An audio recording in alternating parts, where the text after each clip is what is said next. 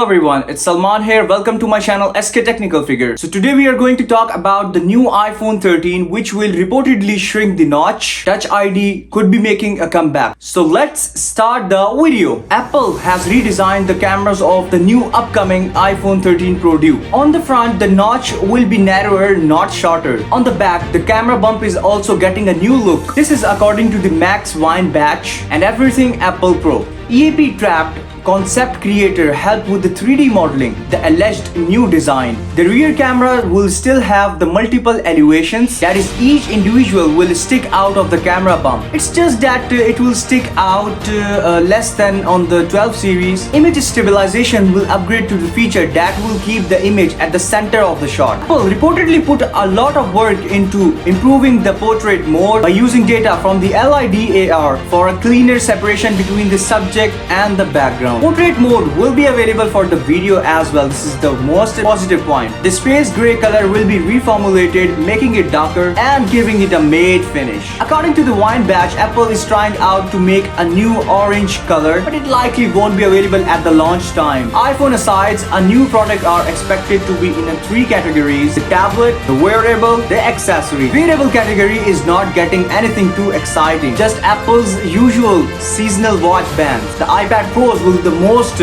important launch of the three. So this is the latest news we got from the Everything Apple Pro and Max Wine batch. I think you got enough information from my YouTube channel by watching this video. If you enjoy the video, hit subscribe button, like and share this video to your friends. We will meet in the next video. Till then, it's goodbye.